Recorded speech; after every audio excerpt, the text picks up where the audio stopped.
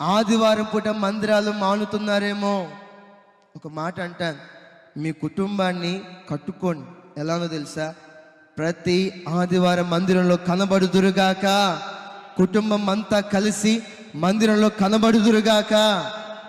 వీళ్ళకి పిల్లలు లేరు. ఒక మాట అంటాను, పిల్ల వివాహమై దరిదాపుగా కన్ఫామ్గా చెప్పలేము, చరిత్ర గ్రంథాలు చెప్తాయి 5 నుంచి 7 సంవత్సరాలు పిల్లలు లేరు. 7 సంవత్సరాలు పిల్లలు లేకపోతే చుట్టుపక్కల వాళ్ళు ఎలాంటి మాటలు మాట్లాడతారు? ఒక తల్లిగారు నా దగ్గరకు వచ్చారు, అన్న నాకు పిల్లలు లేరు, వివాహమై దరిదాపుగా 5 సంవత్సరాలు అయ్యింది. మా బంధువులు, మా స్నేహితులు, మా అత్తింటి తరపు వాళ్ళు మాత్రమే కాదు, మా సొంత అమ్మ నాన్నలు కూడా నన్ను దగ్గరికి రానివ్వట్లేదు. ఒకవేళ నేను ముందు కనబడితే ముఖం మీద తిట్టి పంపిస్తున్నారన్నా, అమ్మా పిల్లలు లేకపోతే పడే బాధ అంత ఇంత కాదు. ఒక మాట అంటాను, వీళ్ళు ఎంత బాధపడుతున్నా ఏటేటా మందిరాన్ని మాత్రం మానలేదు. ఒకసారి తండ్రి గారు ఒక సాక్ష్యం చెప్పారు. ఒకరోజు ఉదయం 5ంటికి ఉన్న ఒక్కగానొక్క కొడుకు చనిపోయాడు. ఆ రోజు ఆదివారం, పునరుద్ధానపు ఆరాధన.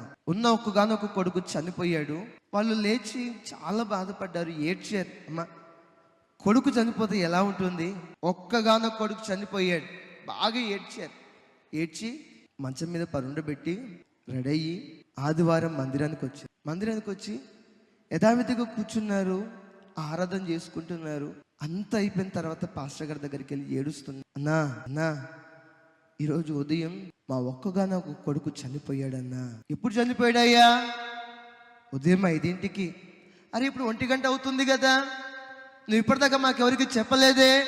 అయ్యా మీరు వాక్యాన్ని బోధించాలి, మీకేమైనా ఇప్పుడు చెప్తే మీరు వాక్యంలో ఇబ్బంది పడతారేమో, సంఘస్థులకు చెప్తే ఆరాధనకి ఏమైనా ఇబ్బంది అవుతుందేమో. చెప్పలేదయ్యా. అయ్యో సరే, మీరు కొడుకు చనిపోయాడు కదా, మీరు మందిరానికి ఎలా వచ్చారు?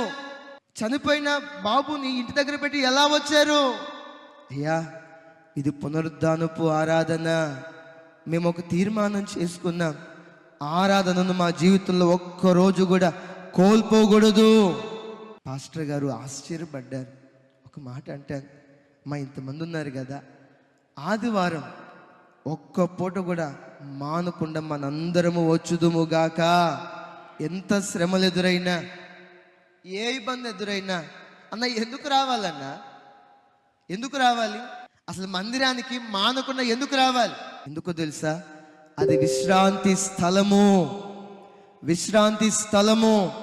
సరే, వీరు ఏటేటం మానకుండా వెళ్ళారు. ఒక మాట అంటాను, బయట వాళ్ళు ఏమైనా అంటే పడవచ్చు, కానీ సొంత వాళ్ళే ఒక మాట అంటే దాన్ని అనుభవించలేం, తట్టుకోలేం. హన్నాను తిడుతుంది, అరే నీకు పిల్లలు లేరు, నీకు సంతానం లేదు, ఇబ్బంది పెడుతుంది ఎవరు? సొంత వాళ్ళ, పరాయి వాళ్ళ? నిన్ను మందిరానికి వచ్చినప్పుడు సొంత వాళ్ళు ఒక మాట అంటారు, అమ్మ నువ్వు రోజు మందిరానికి వెళ్తున్నావు కదా, నీ దేవుడికి ఏం చేశాడు? ప్రతి ఆదివారం మందిరానికి వెళ్తున్నావుగా, ఇదిగో అన్నవాళ్ళు ఉన్నారు, దూర ప్రాంతం నుంచి ఖచ్చితంగా మందిరానికి వస్తారు, ప్రతి నెల వస్తారు. అంటారు, ఇక్కడ మందిరాలు లేవా, దగ్గరలో మందిరాలు లేవా, అక్కడికే వెళ్ళాలనా? నువ్వు మౌనంగా ఉండు. పెనిన్న హన్నాను విసిగించింది. ఒక రోజు వచ్చింది, పెనిన్న నోరు మూయబడినట్లుగా దేవుడే హన్న గర్భాన్ని తెరిచాడు. మాట పట్టుకోండి, విశ్రాంతి స్థలానికి మానకరండి, మందిరానికి మానకరండి. ఎవరు ఏమన్నా, మీ దేవుడు ఏం చేశాడు? మీ జీవితంలో ఏ కార్యం చేశాడు? ప్రతి ఆదివారం వెళ్తున్నారు కదా, ఏం జరిగింది? మీరేం మాట్లాడొద్దు. మందిరానికి వెళ్ళండి, ఖచ్చితంగా దేవుడు కార్యం జరిగించునుగాక. నాకు తెలిసిన ఒక అన్న ఉన్నాడు, మన మందిరానికి వస్తాడు. అన్న కుటుంబం మాత్రమే రక్షించబడింది, పేరు నేను చెప్పను. ఆ అన్న ఒక కుటుంబం మాత్రమే రక్షించబడింది. బంధువులు, స్నేహితులు